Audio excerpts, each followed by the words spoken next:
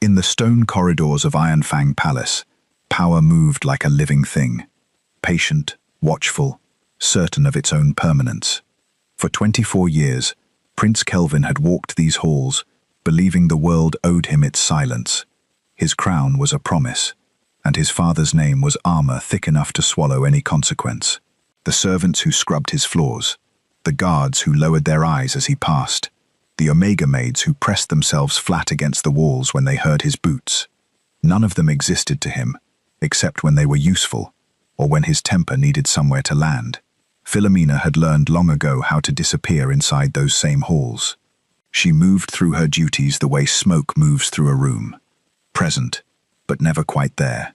She had no family to shield her, no pack to claim her, no voice loud enough for anyone in the palace to bother hearing. So she had made herself small instead. She scrubbed until her knuckles split. She polished silver until her reflection blurred into someone she didn't recognize. She had been taught, the way every Omega child in Ironfang was taught, that alphas ruled, betas served, and Omegas endured, and that this was simply the shape of the world, as fixed and unbending as the mountains beyond the palace gates. To question it was to invite ruin. She had seen it happen. A stable boy, beaten for raising his voice. A kitchen girl dismissed, because a lord found his supper too cold. Servants, who vanished quietly enough that no one dared ask where. Philomena had buried her grief the way she buried everything. Silently, in the hours after midnight, when no one was left to see her cry. But some cruelties refused to stay hidden. And on the night of the winter moon banquet, one of them finally stepped into the light. The palace had transformed for the occasion. Gold light pouring from 100 chandeliers, noble laughter rolling beneath towering stone arches, servants weaving through the chaos like threads pulled taut. Philomena had been on her feet since before dawn. Her last task of the night seemed harmless enough. Deliver a tray of rare wine to Prince Kelvin's private chamber. She entered with the tray balanced carefully in both hands, keeping her eyes low the way she always did. Inside, Kelvin sat surrounded by a circle of young noble heirs, their laughter loud with wine already spent. She had almost reached the table when one of them stumbled backward into her shoulder. The crystal goblet slipped. It shattered against the marble in a bright, ringing crash. The laughter died instantly. Philomena dropped to her knees before the echo had even faded, gathering the broken glass with trembling fingers. "I'm sorry, Your Highness. I'll replace it. I swear it." Kelvin rose slowly from his seat. The warmth had already left the room. "You've embarrassed me," he said, each word measured and cold. "I'll clean it. You think this is about the glass?" She didn't see his hand move. She only felt it. A white, blinding crack across her face that sent her sprawling onto the marble, blood blooming at the corner of her mouth. No one in the room moved. No one breathed. Some of the nobles looked away. Others, worse, smiled. To them, she was only an Omega, an inconvenience wearing skin. Kelvin seized her by the arm and hauled her upright, his hand rising again. If servants forget their place, they must be reminded. A voice cut through the chamber before the blow could fall. Then perhaps someone should remind you of yours. Every conversation in the room died at once. Kelvin turned, and whatever color remained in his face drained away entirely. Standing in the doorway, still dressed in the dust of the northern road, was Alpha King Gabriel, 2 days early from the border, unannounced, unheralded, which meant only one thing. He had seen everything. The king said nothing for a long moment.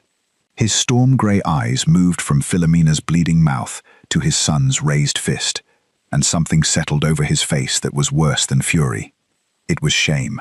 "Release her," he said quietly. Kelvin's hand fell open at once. "Father, I can explain. You struck a woman who could not defend herself. It was discipline. It was cowardice." The words landed like a verdict. King Gabriel crossed the room himself, and the nobles watched in stunned silence as the ruler of Ironfang knelt beside a servant girl on the floor of his own palace, something no king in living memory had done. "Can you stand?" he asked her, his voice gentler than anyone had ever heard it. Philomena, still trembling, could only nod. She had no way of knowing yet that this single moment, a shattered goblet, a slap, a king who chose to kneel, was about to unravel everything Ironfang believed about power and about who deserved to hold it. King Gabriel's hand closed around Philomena's arm, not with force, but with a steadiness she had never felt from anyone in her life.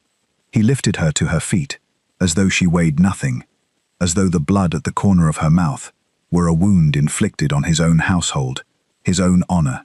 The nobles watched, frozen, unable to reconcile the sight before them. A king did not touch a servant. A king certainly did not touch her like this, like something worth saving.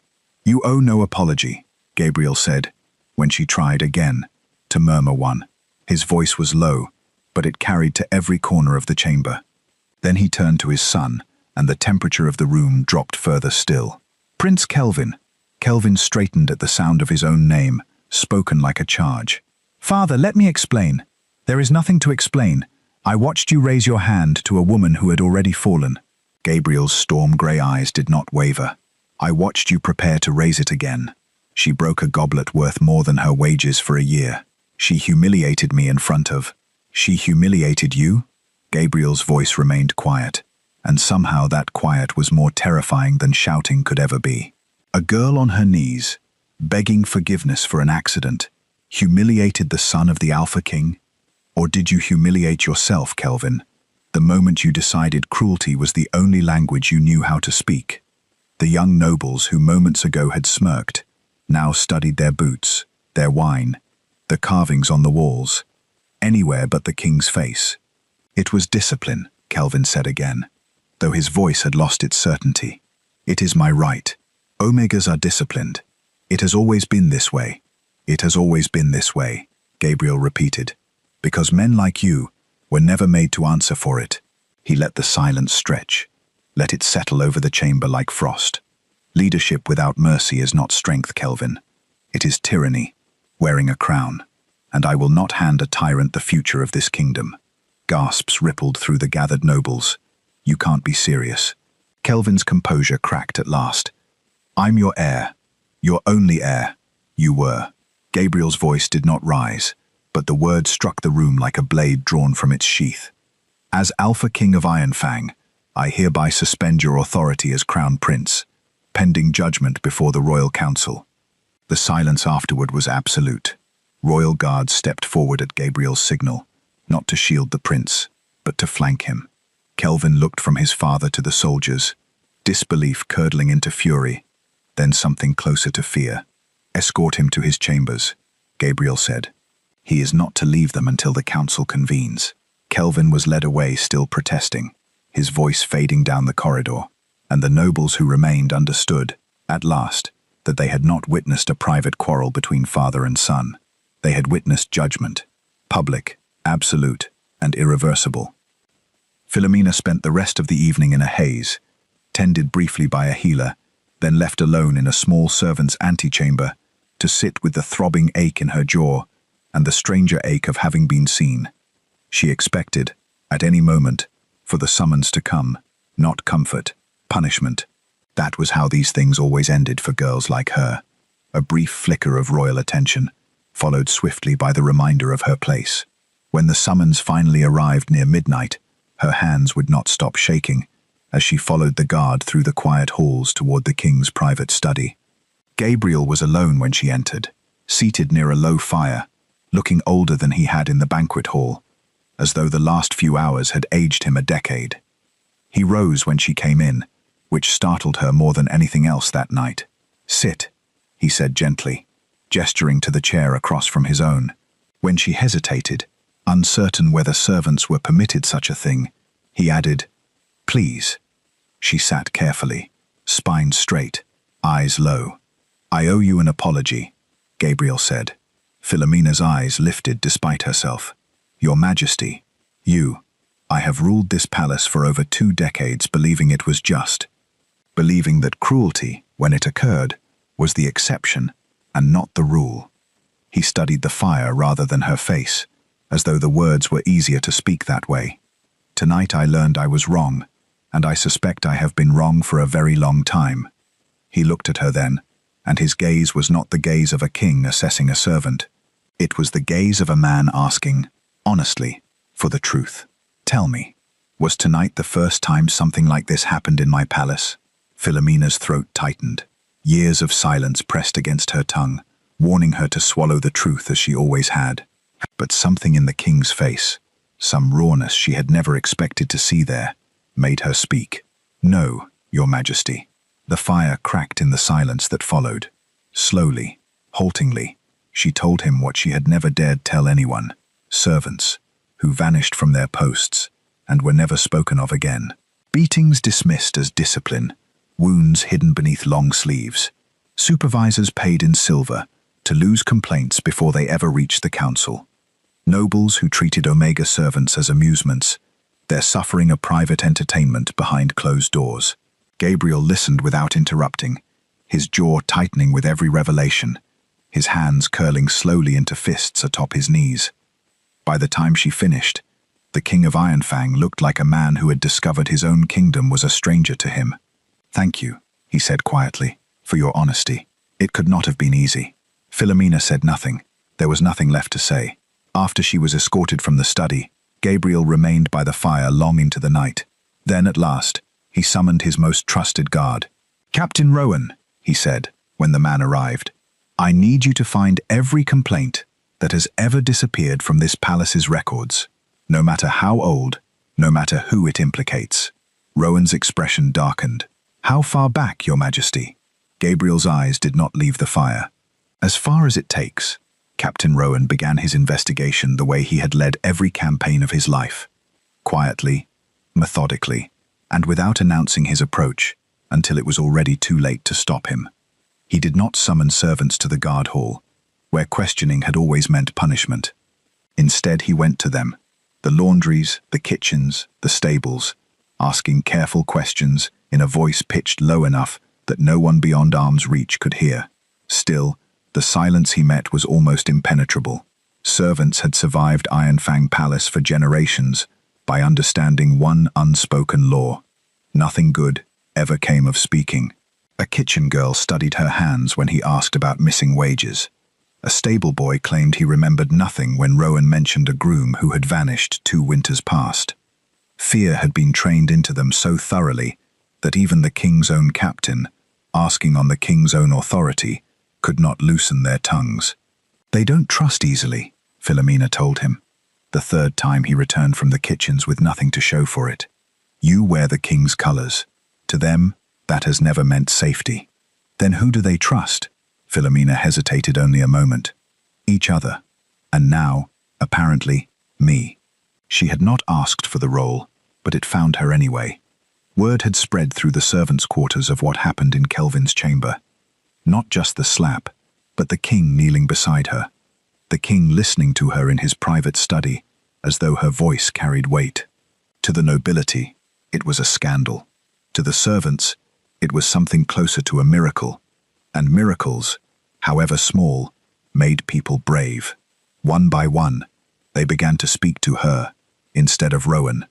In stairwells, in the laundry yard, in the hush of the pantry, after the ovens went cold. And one by one, Philomena carried what she learned to the captain, until the fragments began to form something far darker than either of them had expected. Rowan's search of the old records confirmed it. Buried beneath decades of routine paperwork were ledgers that told a different story than the official one. Servants dismissed for theft who had never been accused of anything before their sudden departure. Payroll entries that simply stopped, names crossed through without explanation. And worst of all, entries for servants who had died within the palace walls, their deaths quietly rewritten in the record books as voluntary resignation. Dead men don't resign, Rowan said grimly, laying the ledger before Gabriel. Someone has been erasing them, instead of answering for them. Gabriel said nothing for a long moment, his fingers pressed white against the edge of his desk. Find out who signed these dismissals. Half of them bear no signature at all, your majesty. Only a seal. Whose seal? Rowan's jaw tightened. I don't yet know, but it appears on nearly every falsified record going back 20 years. While the investigation crept forward in shadow, Kelvin sat confined to his chambers, his fury sharpening with every hour of isolation. He paced the length of his rooms like a caged animal, replaying the humiliation of the banquet hall over and over, each replay curdling further into resentment. His father had chosen a servant's word over his own son's. His father had called him a coward in front of half the court. He was still pacing when a soft knock came at his door well past midnight. Not the guard's knock, but something quieter, almost conspiratorial. Lord Severin Ashcombe let himself in without waiting for an answer, closing the door behind him with the ease of a man who had walked these halls longer than Kelvin had been alive. "You shouldn't be here," Kelvin muttered. "If my father learns, your father is busy playing savior to kitchen maids." Severin's voice was smooth, almost fatherly, and utterly without warmth. "He has no attention left to spare for you tonight." Kelvin said nothing, but he did not ask the Chancellor to leave. "You look at this as punishment," Severin continued, settling into a chair as though he owned it. "I look at it as clarity. Your father has shown the court exactly how little he values strength, how little he values you. He called me a tyrant. He called you honest," Severin said, "which frightens men who have forgotten what it costs to rule. Mercy is a luxury for kings who have never had to fight for their crown." He leaned forward, his eyes glinting in the candlelight. "The throne belongs to those strong enough to keep it, Kelvin, not those soft enough to weep over servant girls." Kelvin said nothing, but he did not disagree, either, and something in his silence seemed to satisfy Severin entirely. Elsewhere in the palace, in a records chamber thick with the smell of old parchment, Lady Helena Voss knelt before a cabinet no one had opened in years. As the royal archivist, she had been asked by the king himself to trace the origins of every servant currently employed within the palace walls. A tedious task, until she reached a registry dated nearly 2 decades past. There, beside the name Philomena, was an annotation that made no sense at all. Property transferred under royal decree. No explanation. No record of what property, or from whom. Only a date, a seal half faded with age, and a girl's name that should never have belonged in a document meant for lords and estates. Helena frowned, tracing the ink with one careful finger, and then she remembered the small silver bracelet Philomena always wore, the one she was never without. She had seen that same design before, etched into an old family crest, buried in records no one had touched in 20 years. The crest of House Valerian, a noble family the kingdom believed had been wiped out entirely. Lady Helena Voss did not sleep that night. She sat among the dust and candlelight of the archive chamber, long after the palace had gone quiet, pulling record after record from cabinets that had not been opened since before Philomena was born. By dawn, she had assembled enough to bring directly to the king, and enough to make her hands tremble as she carried it. Gabriel met her in his study, the same room where Philomena had sat only nights before. He said nothing as Helena spread the documents across his desk, only listened as she began to speak. 20 years ago, House Valerian was among the most respected noble families in Ironfang, she said. Wealthy, well-regarded, and, according to these records, deeply concerned with how the crown's ministers handled the kingdom's taxes. Gabriel frowned. Concerned how Lord and Lady Valerian accused several ministers of siphoning tax revenue meant for the border provinces. Worse, they accused them of exploiting servants and tenant workers under their protection, forcing labor, withholding wages, punishing complaints with disappearance. Helena's voice tightened. They brought these accusations before the council, formally, in writing, and within a week, House Valerian was gone. She laid a final document before him, a decree, its ink faded, but its seal still legible. Officially, they were declared traitors to the crown, accused of conspiring against the throne itself. Their estate was seized, their names struck from noble record. Unofficially, Helena met his eyes. Unofficially, Your Majesty, I don't believe there was ever a trial. I don't believe there was ever real evidence. I believe someone made an inconvenient family disappear and dressed the disappearance in the language of treason, so no one would dare ask questions. Gabriel was silent for a long moment, his gaze fixed on the seal at the bottom of the decree. Why does this matter to us now, Helena? Why bring this to me tonight? In answer, she withdrew a small portrait from beneath the other documents. A miniature, painted in fading colors, of a young noblewoman with dark hair and steady, solemn eyes. "This is Lady Evelyn Valerian," Helena said quietly, "wife to Lord Aldrich Valerian. She vanished with the rest of her household 20 years ago." Gabriel studied the portrait, and something in his chest went still. The resemblance was unmistakable. Philomena was summoned to the study within the hour, still smelling faintly of the kitchens, her hands raw from the morning's work. She did not understand why the king himself had asked for her twice in 1 week, not until Helena placed the portrait gently in her hands. For a long moment, Philomena simply stared. The woman in the painting looked back at her like a mirror, aged 20 years into the past. "I don't understand," she whispered. "Do you remember anything from before you came to the palace?" Gabriel asked, his voice careful, deliberate. "Anything at all from your childhood?" Philomena's fingers tightened around the frame. She had spent years refusing to look backward, because looking backward had only ever brought pain too large to carry, while scrubbing floors and swallowing insults. But the question cracked something open in her now, and the memories came, not gently, but in fragments, sharp as broken glass. Smoke. She remembered smoke first, thick and black against a night sky, and the heat of something enormous burning behind her. A woman screaming her name, not Philomena, but another name, one she hadn't heard spoken aloud in 20 years, and couldn't quite grasp now, like trying to hold water in cupped hands. Small fingers being wrapped around something cold and heavy. A bracelet, silver, etched with a pattern she had traced 1,000 times since, without ever understanding why it mattered. And a voice, her mother's voice, she realized now, trembling and urgent, pressing the bracelet into her palm. "Never remove this. Whatever happens, never remove this." Philomena's breath caught. Her hand rose instinctively to her wrist, to the bracelet she had worn every day of her life, without ever knowing why she couldn't part with it. "I remember a fire," she said, her voice barely above a whisper. "I remember my mother screaming. I remember this." She lifted her wrist, the silver catching the candlelight, being placed on my arm. I was told never to take it off. I never understood why. Gabriel looked between the portrait and the girl standing before him, and the truth settled over him with the weight of a verdict.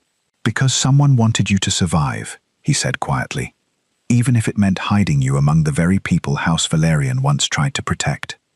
Helena's voice was hushed. "If she is truly the last of them, Your Majesty, if Philomena is Evelyn Valerian's daughter, then someone deliberately buried her in this palace as a servant. Someone who knew exactly who she was, and made certain no one else ever would." Gabriel's jaw tightened. 20 years of unanswered questions were beginning, at last, to take shape, and shape demanded a name. Rowan's investigation traced the falsified dismissal records to a single seal, he said slowly, almost to himself. The same seal that appears on the decree stripping House Valerian of its title. He turned the old document over in his hands, studying the mark pressed into wax gone brittle with age, and felt something cold settle in his chest as the pieces finally aligned. The official who had signed away House Valerian's existence 20 years ago was the same man who now sat at his own right hand, advising his son in the dark. Lord Severin Ashcombe.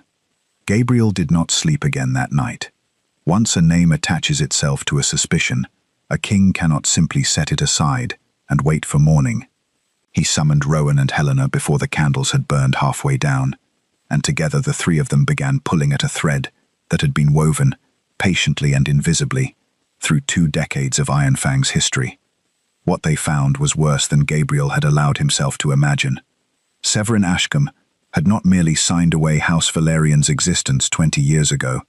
He had spent every year since building something far larger than a single act of erasure. Rowan traced appointments across the council and found the same pattern repeating like a signature. Minor lords with debts or scandals suddenly elevated to positions of influence, their loyalty purchased the moment Severin lifted them from disgrace. Helena found gaps in the financial records that no honest chancellor should have permitted. Funds diverted through accounts that led nowhere traceable. Witnesses to old complaints who had been quietly relocated, quietly silenced, or quietly forgotten. "He has been building a court within the court," Gabriel said, staring at the web of names Helena had laid across his desk.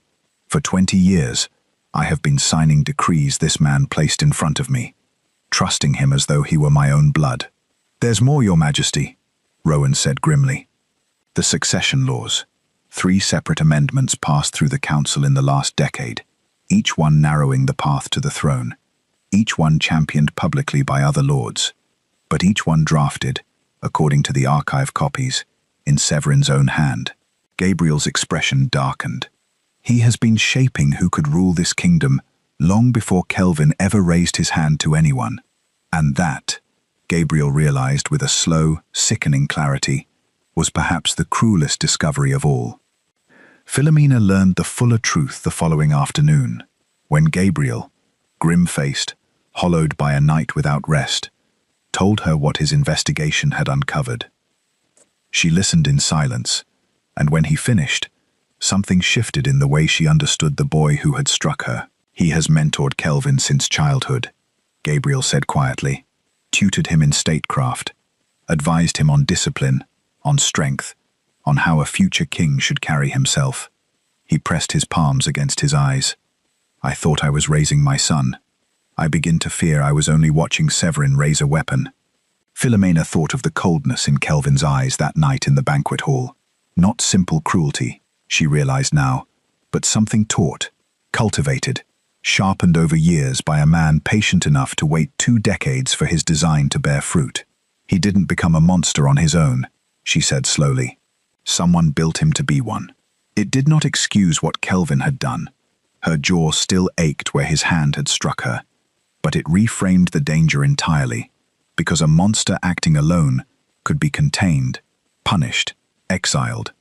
A weapon, aimed carefully by someone else's hand, was a different threat altogether. And weapons could always be aimed again. That same night, Kelvin received his second secret visitor. Severin arrived even more carefully than before, slipping past the guards Gabriel had posted, with an ease that should have troubled Kelvin more than it did. The Chancellor's face, when he entered, wore none of its usual composure, only urgency, carefully performed. Your father grows reckless, Severin said without preamble. He has spent the last 2 days locked away with the archivist and that servant girl, unraveling records that were sealed for good reason. Kelvin's jaw tightened. What records? Old business. Nothing that concerns you, except that it concerns him far too much. Severin lowered his voice, leaning close. Kelvin, I have known your father for 20 years. I have never seen him so consumed by anything as he has been by this girl. He kneels for her. He confides in her. He has stripped his own son of everything for her sake. She's a servant. She is a stranger, Severin said, who has, in the span of a single week, convinced the Alpha King to turn against his own blood. Ask yourself honestly, does that sound like justice to you, or does it sound like manipulation? Kelvin said nothing, but doubt was already taking root where certainty had briefly faltered. Your birthright is slipping through your fingers while you sit confined to these rooms, Severin pressed. Outsiders are reshaping this kingdom's future, and your father is too enchanted to notice what he is losing. What you are losing. He straightened, his voice dropping into something colder, more deliberate. The throne was never meant to be surrendered to sentiment, Kelvin. It must be reclaimed, before it is stolen from you entirely. Kelvin's hands curled into fists at his sides, not with the reckless fury of the banquet hall this time, but with something quieter, more resolved. What do you suggest? Severin's smile did not reach his eyes. That we prepare, he said, for whatever comes next. 2 nights later, Captain Rowan crossed the outer courtyard on his usual patrol and stopped mid-stride, a cold unease settling over him before his mind had fully identified why. The guards stationed at the eastern gate were unfamiliar. He had commanded the palace guard for 11 years. He knew every face beneath every helmet, every name behind every post. These men wore the correct uniforms, stood at the correct positions, but he had never seen them before in his life. Rowan quietly pulled aside a junior officer he trusted. Where are Faris and Dell? They held this post last week. The officer hesitated, glancing toward the unfamiliar guards before lowering his voice. Reassigned, sir. New orders came down through the Chancellor's office. Half the Eastern Watch has been replaced this month. Rowan felt the floor of his certainty shift beneath him. Replaced by whom? The officer swallowed. Men loyal to Lord Ashcombe, sir. That's all anyone will say. Gabriel moved as quickly as caution allowed. Once Rowan confirmed that Severin had been quietly seeding the palace guard with men loyal only to him, the king understood there was no longer time for a careful, methodical unraveling of the Chancellor's crimes. He summoned his most trusted commanders that same night and began drafting the order for Severin's arrest, to be carried out at dawn, before the council, where the evidence Helena and Rowan had gathered could be laid bare in front of every noble house in Ironfang. But Severin had spent 20 years learning to move faster than the men who hunted him. By the time the sun rose, the order had not yet left Gabriel's hand, and the palace was already whispering a different story entirely. It moved through the noble halls like smoke through a keyhole, impossible to trace to its source, and impossible to stop once it had spread.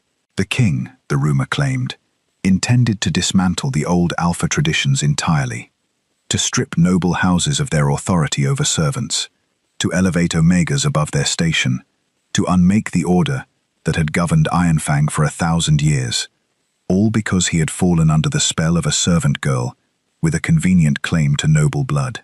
By mid-morning, several lords who had stood silent during Kelvin's public disgrace now stood loudly beside Severin instead, their voices raised in the corridors about tradition, about stability, about a king who had lost his judgment in his old age. Kelvin heard the rumors too, and something in him that had wavered the night before hardened again into certainty. This was not treason, he told himself. This was rescue. His father was not cruel, merely deceived, manipulated by grief or guilt, or whatever spell the girl had cast over him. Someone had to act before the kingdom itself was unmade. He did not yet understand that he was no longer choosing his own path. He was simply walking the one Severin had built for him, step by careful step, for 20 years.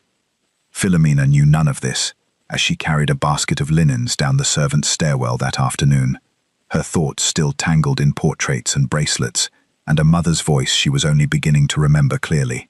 She did not notice the servant behind her until it was nearly too late, a woman she didn't recognize, wearing the plain grey of the laundry staff, moving with a stride too purposeful for someone simply passing through.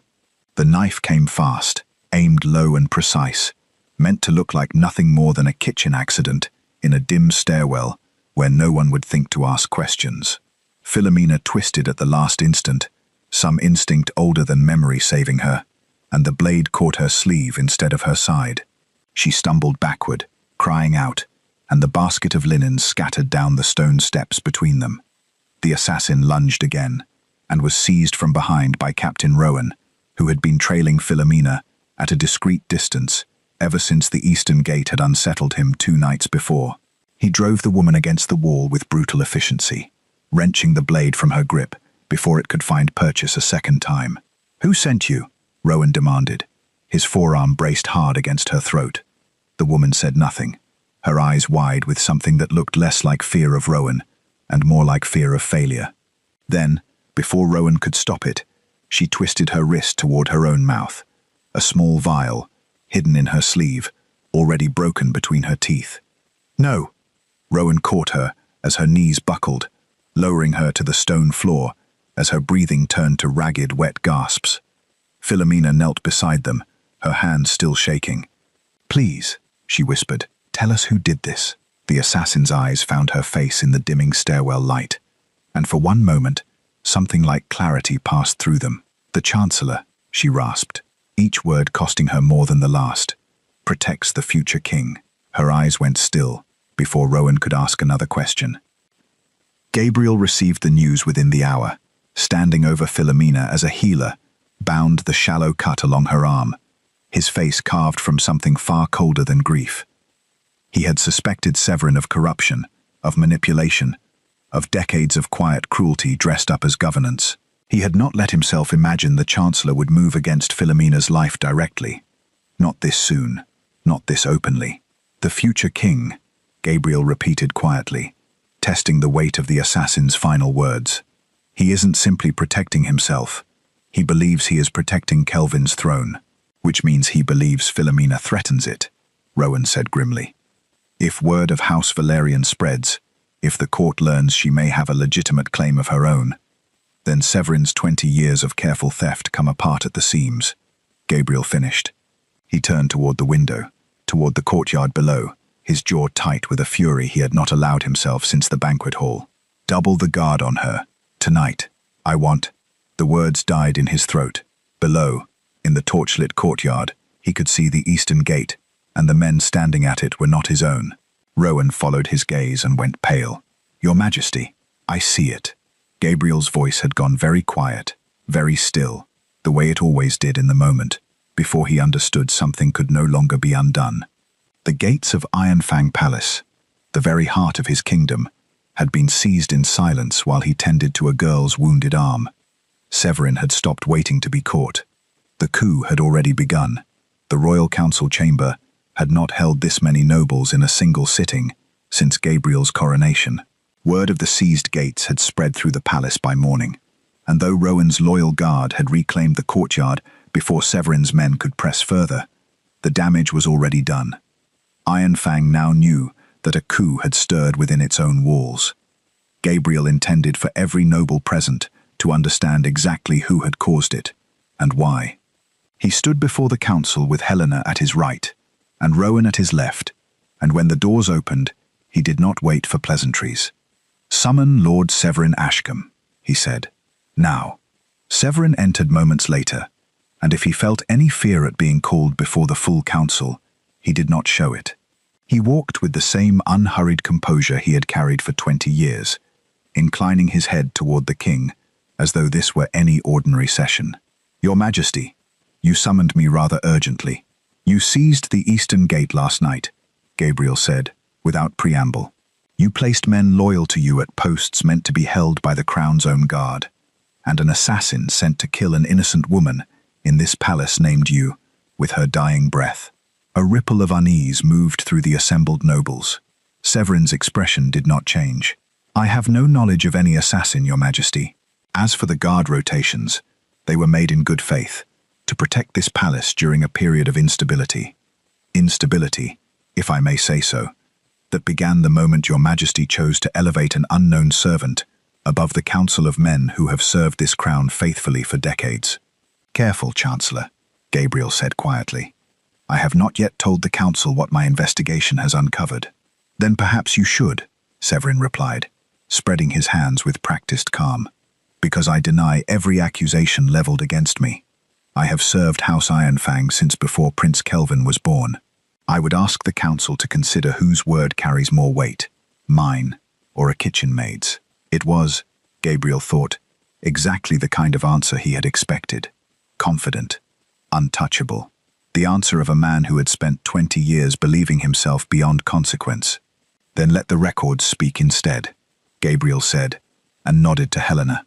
She stepped forward with the documents she and Rowan had spent days assembling, laying them before the council one by one.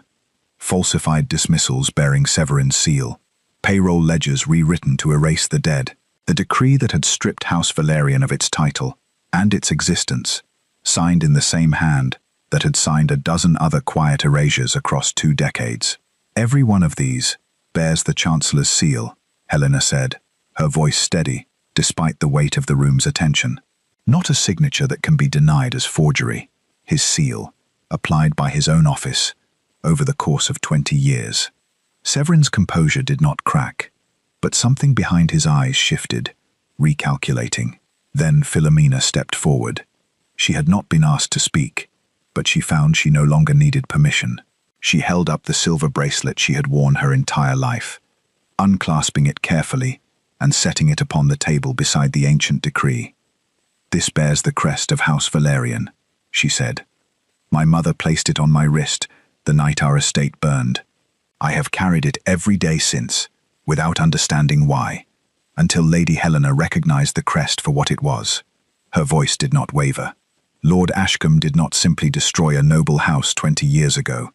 He hid its last survivor among the very servants his corruption preyed upon, and let her grow up believing she was no one at all." The chamber had gone utterly silent. Rowan brought forward the final piece. Two servants, trembling but resolute, who had once worked beneath Severin's steward and had finally found the courage, after days of Philomena's quiet trust-building, to speak of bribes paid for silence, of complaints that vanished the moment they reached the Chancellor's desk. One by one, the pillars of Severin's confidence collapsed beneath the weight of evidence he could no longer wave away. It was Kelvin, standing at the edge of the chamber, who broke the silence that followed. He had come expecting to defend the Chancellor, to speak of loyalty and mentorship and 20 years of guidance. Instead, staring at the bracelet, the ledgers, the trembling witnesses, something inside him finally gave way. The last thread of blind trust he had carried since childhood, severed all at once. "You told me my father had been deceived," Kelvin said, his voice raw. "You told me I was protecting the kingdom." He stepped forward, and for the first time in his life, his anger was not aimed at a servant, but at the man who had shaped him into someone capable of striking one. "You were the one deceiving all of us. You built me, Severin. You built me to be exactly this, and I let you." Severin's calm finally fractured. He lunged for the chamber's side door, guards scrambling too slowly to intercept him. But Rowan was faster, closing the distance in 3 strides, and driving the Chancellor to the floor before he ever reached the threshold. The council chamber erupted into noise as guards dragged Severin upright, his composure gone entirely now, replaced by something desperate and afraid. Gabriel watched it all with a stillness that silenced the room once the Chancellor had been led away in chains. "Justice has found Lord Ashcombe tonight," he said at last, his gaze moving to his son. "But it is not finished." Kelvin's eyes met his father's, and understanding settled over him like a verdict of his own. "You struck an innocent woman with your own hand, Kelvin," Gabriel said quietly. "Severin's corruption does not erase that. You will still answer for what you did." Kelvin's trial convened 3 days after Severin's arrest, in the same council chamber where the Chancellor's crimes had unraveled before the entire court. This time, Kelvin stood alone at the center of the room, stripped of guards, stripped of titles, stripped of every excuse Severin had ever offered him. The evidence against him required no lengthy presentation. There was no conspiracy to untangle, no hidden ledger to decode, only the plain, witnessed truth of a prince who had struck a defenseless servant in front of a room full of nobles. Several of those same nobles now sat in judgment, forced to reckon with their own silence that night as much as Kelvin's cruelty. Some among the council called for severity. A few, still loyal to the old ways Severin had spent decades cultivating, called for leniency on the grounds of Kelvin's birth. Gabriel listened to all of it without expression, and when the arguments finally quieted, he rose to deliver the judgment himself. "My son struck a woman who could not defend herself," he said, "in a court that has, for too long, taught its heirs that cruelty is a privilege of blood. That ends today, not only in punishment, but in precedent." He turned to Kelvin, and his voice, though quiet, carried the full weight of the crown behind it. "You will not inherit anything you have not earned. I sentence you to exile with the Border Legion, where you will serve as a common soldier under Legion command. No rank, no royal privilege, no name that opens doors for you. You will earn honor the way every soldier in this kingdom earns it, through service, not succession. Should you prove yourself capable of the mercy you never showed, the council may reconsider your future. Should you fail to change, you will remain there the rest of your life." Gasps moved through the chamber, not at the severity, but at the strangeness of it. A prince, exiled not to death but to labor, stripped not of his life, but of every advantage that had made him who he was. Kelvin did not argue. Something in his face had already accepted the verdict before Gabriel finished speaking, as though he understood, finally, that anything less would only prove Severin right about the kind of man he'd been raised to become. Before the guards led him from the chamber to begin his journey to the border, Kelvin asked for one final thing: to speak with Philomena. She met him in a small antechamber, Rowan standing close by, though not close enough to hear. Kelvin looked different than he had that night in the banquet hall, smaller somehow, stripped of the certainty that had once made him dangerous. "I don't expect you to forgive me," he said, before she could speak. I'm not here for that. I only wanted to say it myself, without my father standing over me, without Severin whispering in my ear telling me it wasn't truly my fault. He swallowed hard. What I did to you was cruel. It was cowardly. I have spent every day since trying to tell myself it wasn't, and I can't anymore. Philomena studied him for a long moment. The ache in her jaw had faded days ago, but the memory of that night had not, and she suspected it never fully would. I don't forgive you, she said honestly. Not yet. Perhaps not for a long time. She paused. But I believe you mean this, and that is more than I expected from you. 3 days ago. Kelvin nodded, accepting the answer for what it was. Not absolution, but the smallest possible foundation to build something different upon, if he proved capable of it. Then I'll try to earn the rest, he said quietly, and left for the border, without looking back. In the weeks that followed, Gabriel turned his attention to a different kind of justice. He formally restored House Valerian before the full council, returning to Philomena the lands, the title, and the name that had been stolen from her family 20 years before. Nobles who had once looked past her without seeing her, now bowed when she entered a room, a transformation she found more unsettling than gratifying. When Gabriel offered her the full restoration of her family's estate, the manors, the wealth, the comforts a noble lady of her bloodline was owed, Philomena declined the luxury almost entirely. I don't want silk and empty halls, Your Majesty, she told him. I want what should have existed all along. She asked instead for protections no Omega servant had ever been granted. Schools where servants' children could learn to read. Hospitals that would treat the poor without requiring a noble's favor first. Fair wages, guaranteed by law, rather than left to a lord's mercy.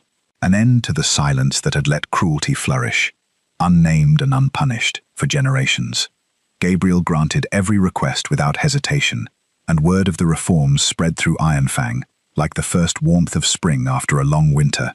Servants, who had once believed justice belonged only to the powerful beginning, cautiously, to believe otherwise. It was late one evening, as the kingdom settled into this new and unfamiliar shape, that Gabriel found Philomena alone on a palace balcony, watching the lights of the city below. There is one more matter I wish to discuss with you, he said quietly. Not tonight, tomorrow, before the full royal council. His expression was unreadable in the dim light, something between solemnity and quiet resolve. Will you come? Philomena studied him, uncertain what could possibly remain unsettled after everything the kingdom had already witnessed. Of course, Your Majesty, she said, whatever you ask. Gabriel offered no further explanation, only a small, knowing smile, before he turned back toward the palace, leaving her to wonder, long into the night, what judgment could still be waiting. 6 months had passed since the night a shattered goblet changed the fate of a kingdom, and Ironfang Palace no longer resembled the place Philomena remembered scrubbing floors within. The change had not come all at once. It had come the way real change always does, slowly, stubbornly, built one reform at a time, out of the wreckage Severin had left behind. Anonymous complaint boxes now stood in every servant's hall, guarded not by fear, but by a new law that made retaliation against a complainant a crime punishable before the council itself. Officials who had once bought their positions with bribes and silence had been replaced by men and women who answered directly to Captain Rowan's reformed guard. Schools had opened their doors to servants' children for the first time in the kingdom's history, their small voices now filling courtyards that had once known only the clatter of chores. Philomena had overseen much of it herself, and she had done so with a steadiness that surprised even those who had watched her rise from the kitchens. She listened before she legislated. She visited the servants' quarters herself, rather than governing from a distance, and the people of Ironfang, nobles and commoners alike, had begun to speak her name with something that sounded, more and more, like reverence. She had never asked for their adoration. She had simply refused to let their suffering remain invisible, and in a kingdom starved for that kind of honesty, it was enough to earn their devotion entirely. The royal council convened on a bright spring morning, the chamber fuller than it had been even during Severin's trial. Philomena took her customary seat near the king's side, uncertain why Gabriel had insisted, days earlier, that she be present for what he called a final matter. Gabriel rose when the chamber quieted, and something in his bearing told her this was no ordinary session. 6 months ago, he began, this kingdom discovered that the foundation it stood upon was rotted through with cruelty we chose not to see. We have spent these months rebuilding, not merely punishing what was broken, but reshaping what Ironfang believes justice ought to look like. His gaze moved to Philomena. None of it would have happened without the courage of one woman who had every reason to remain silent and chose honesty instead. Philomena felt her pulse quicken, uncertain where this was leading. I have watched Lady Philomena Valerian govern reform with a wisdom I did not learn until I was forced to, Gabriel continued. She has proven, again and again, that she understands what this crown is meant to protect, far better than I did for most of my reign. He paused, and when he spoke again, his voice carried through the chamber like a vow. It is for this reason that I stand before the council today, not merely to honor her, but to formally offer her a place within the royal family, not as charity, not as reparation for what was stolen from her 20 years ago, but because she has earned it in full. He turned to face her directly. Philomena Valerian, I name you Crown Princess of Ironfang. The chamber erupted into murmurs, though none of them carried the horror that had once greeted Gabriel's judgment against his own son. This time, the astonishment was something closer to recognition, as though the entire kingdom had been waiting, without quite realizing it, for exactly this moment. Then, from the back of the chamber, a familiar figure stepped forward. Kelvin had returned from the border only days before, changed in ways that showed plainly in the calluses on his hands and the humility in his posture. He crossed the chamber floor without hesitation and knelt before Philomena, not the reluctant bow of a man bound by obligation, but something deliberate, earned through 6 months of labor and reflection. I pledge my loyalty, he said, not because my father commands it, but because I have finally learned what it means to deserve a crown at all. Philomena studied him for a long moment, and found, to her quiet surprise, that she believed him. Rise, she said softly. Loyalty freely given is worth more than any I could have demanded. Gabriel waited until the chamber settled once more, before turning back to Philomena. Will you accept? I will, she said, on one condition. A ripple of curiosity moved through the council.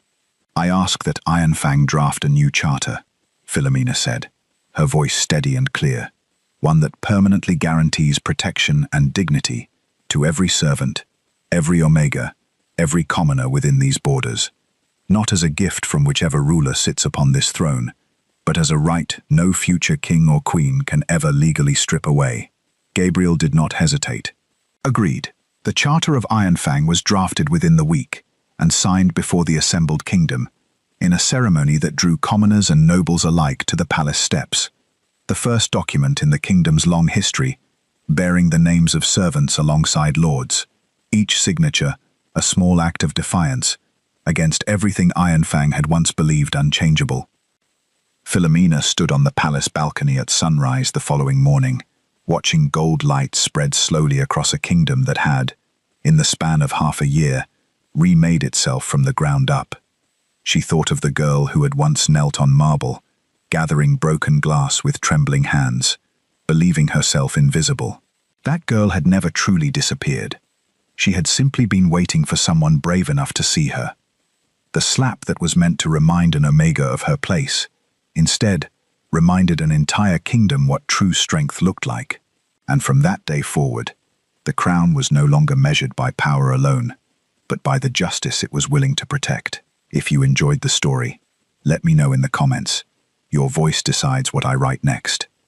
Don't forget to subscribe if you want more moonlit love stories like this one. If you enjoyed the story, let me know in the comments. Your voice decides what I write next.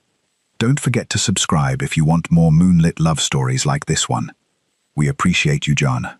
Join our channel membership to support the channel and unlock exclusive perks.